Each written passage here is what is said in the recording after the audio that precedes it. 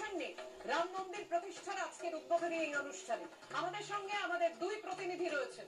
উজ্জ্বল মুখোপাধ্যায় আমাদের সঙ্গে রয়েছেন অযোধ্যা থেকে, এবং যে কথা বারবার বলছিলাম, অযোধ্যা থেকে 900 কিলোমিটার দূরে কলকাতাতে তার আজ এসে পৌঁছেছে। রাজনীতির পারদ একেবারে তুঙ্গে। সেন্ট্রাল অ্যাভিনিউ থেকে রয়েছেন আমাদের অপর প্রতিনিধি ব্রতদীপ ভট্টাচার্য। কিন্তু প্রথমেই চলে যাব উজ্জ্বলের কাছে। উজ্জ্বল, সর্বত্র একেবারে শুধুমাত্র সেই উদ্বোধনের অপেক্ষা, প্রাণ প্রতিষ্ঠার অপেক্ষা, তাই তো?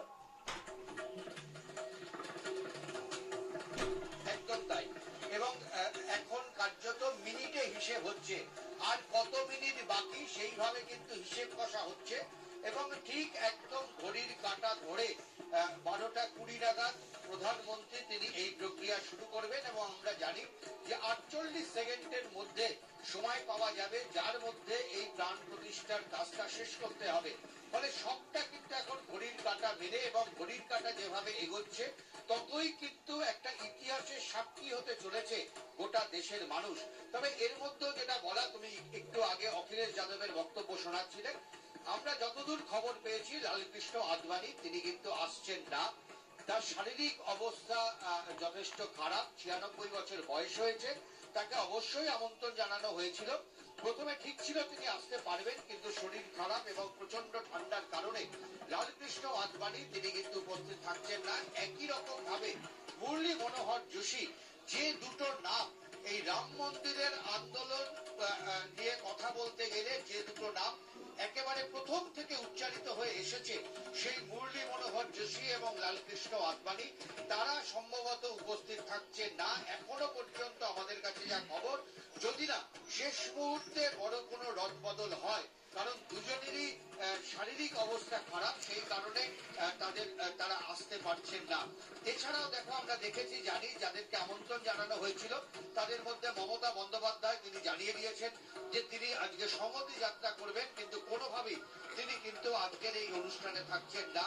আমন্ত্রণ জানানো হয়েছিল সীতারাম ইয়েচুরিকে, কিন্তু তিনিও জানিয়ে দিয়েছেন যে এই রাজনৈতিক কর্মসূচিতে তাদের পক্ষে থাকা সম্ভব না। ফলে তিনিও কিন্তু আসছেন না। সোনিয়া গান্ধী, রাহুল গান্ধী এবং অধীর চৌধুরী, তাদেরকেও আমন্ত্রণ জানানো হয়েছিল এবং তারাও জানিয়ে দিয়েছেন যে তারাও কিন্তু আসছেন না। ফলে একদিকে যেমন আমন্ত্রণের তালিকা দীর্ঘ, একদিকে যেমন বহু মানুষ এখানে এসে ভিড় করেছেন। ভিভিআইপি বলতে যাদেরকে বোঝায় বিভিন্ন অংশের খেলোয়াড় থেকে শুরু করে, বলিউড থেকে শুরু করে, বিভিন্ন রাজনৈতিক ব্যক্তিত্ব থেকে শুরু করে অনেক প্রচুর নাম যেমন আসছেন, ঠিক একই রকম ভাবে যারা আসছেন না তাদের তালিকাটাও কিন্তু অনেকটাই দীর্ঘ। ফলে এই রাম মন্দির উদ্বোধন নিঃসন্দেহে একটা বড় ঘটনা, ভারতবর্ষের রাজনীতির ইতিহাসে নিঃসন্দেহে একটা ঐতিহাসিক দিন। আজকের দিনটা চিহ্নিত হয়ে থাকবে, ঐতিহাসিক দিন, ঐতিহাসিক মুহূর্ত, যে কথা প্রধানমন্ত্রী নরেন্দ্র মোদীও বলেছেন। আর যে 84 সেকেন্ড মাহেন্দ্রক্ষণ, সেই 84 সেকেন্ডে বিভিন্ন রাজ্যের সাবেকি বাদ্যযন্ত্রের মধ্যে দিয়ে ওই সময়টাকে ধরে তোলা হবে মঙ্গল ধ্বনির মধ্যে দিয়ে। আমাদের সঙ্গে আমাদের প্রতিনিধি ব্রতদীপ ভট্টাচার্য রয়েছে কলকাতায়। অযোধ্যার রাম মন্দিরের আজ কতটা এসে পৌঁছেছে, কথা বলবো ব্রতদীপের সঙ্গে। ব্রতদীপ, রাম মন্দিরে কিভাবে উদযাপন হচ্ছে কলকাতায়?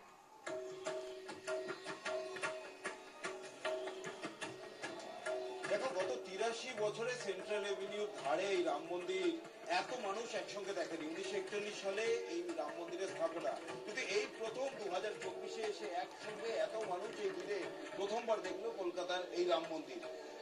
বহু মানুষ দূর দূরান্ত থেকে তারা আসছেন। আজকে এই রাম মন্দিরে দেখছো অপূর্বভাবে সাজিয়েও তোলা হয়েছে, কিন্তু এই আধ্যাত্মিক যে আমিনা, সেটা কিছুক্ষণের মধ্যেই কিন্তু রাজনৈতিক দিকে মোড় নেবে।